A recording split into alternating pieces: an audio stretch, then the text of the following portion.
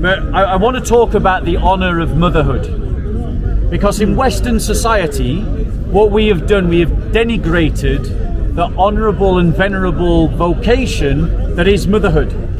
We talk about motherhood as if somehow a woman who is a mother isn't fulfilling her full potential, or has somehow failed in her life because she's decided to be a mother. And we've got to the point in the madness of the West that we've even denigrated the idea that there's such a thing as a woman. We can't even, the elites of our society can't even talk as if a woman exists. They you know, we've all seen Keir Starmer not sure whether women have cervixes. And we've started to hear language like bodies that are pregnant. Seriously, that's a thing now. And we've denigrated motherhood. But I want to point out to you that, because we're still celebrating Christmas, that the story of Christmas venerates motherhood, and it venerates women, because God entered into creation through a woman whom he made his mother.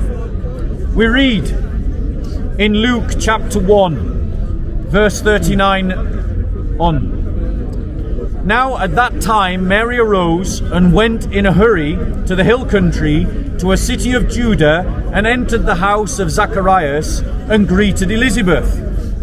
When Elizabeth heard Mary's greeting, the baby leapt in her womb, and Elizabeth was filled with the Holy Spirit and cried out with a loud voice, "Blessed are you amongst women, and blessed is the fruit of your womb. And how has it happened to me that the mother of my Lord would come to me?" Now let's just think about this. Elizabeth says, "The mother of my Lord." Elizabeth is a Jew. Who is her Lord? Yahweh. So when she says, "the mother of my Lord," who is she talking about?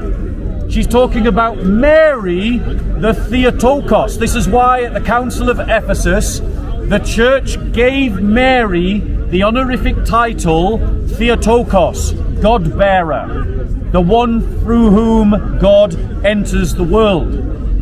And this means that motherhood is a vocation. Mary was called by the angel Gabriel to be the mother of Yeshua, the salvation, Yahweh's salvation, the divine Logos made flesh. And Mary said, "Be it unto me as you have spoken. I am the Lord's handmaid."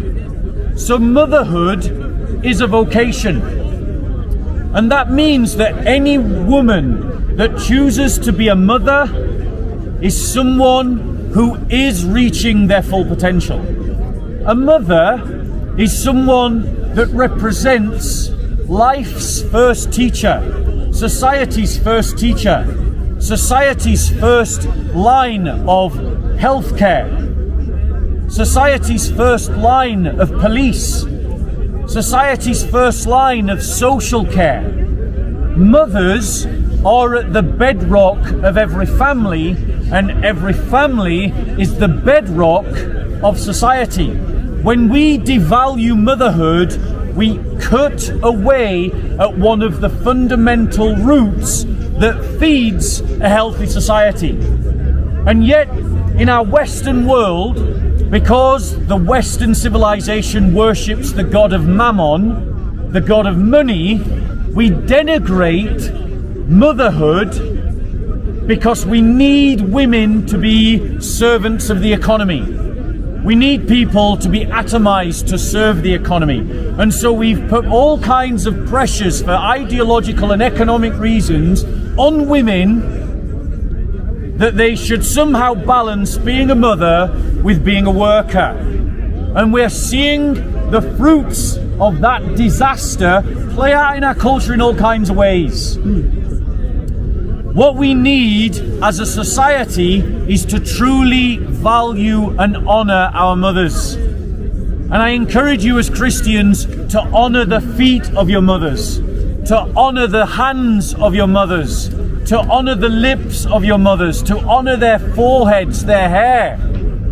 That as a society, we should be supporting mothers in motherhood. We should be supporting them to be good mothers of the family. Because a mother, to run a household well, takes a lot of skill. You've got to create a syllabus of education for your children. You've got to manage a budget. You've got to make sure that the home is clean, tidy and organised so that all members of your family can find what they need when they need it. To be a mother takes a lot of skill and organisation, and to be a good mother takes a lot, because to be a good mother, you don't get breaks, you don't get holidays, you're on duty 24 hours a day, 7 days a week, 52 weeks a year, every year, until your child can look after themselves. There's no break from being a mother. And one of the ways that we should honour our mothers is to pass in law a law that would mean that a child not looking after their mother is as guilty of elderly abuse as a mother who does not look after her child. It should be a form of neglect not to look after your mothers and fathers, punishable in law in the same way that we punish adults for not looking after their children. We need to honour our parents, and we need to honour our mothers, and need to honour our mothers within the community. Because without the family, society breaks apart. So that's the first story, the first moral teaching that I want to talk about from the Christmas story. Talk number two. Now I want to talk about the honour and the dignity of adoption.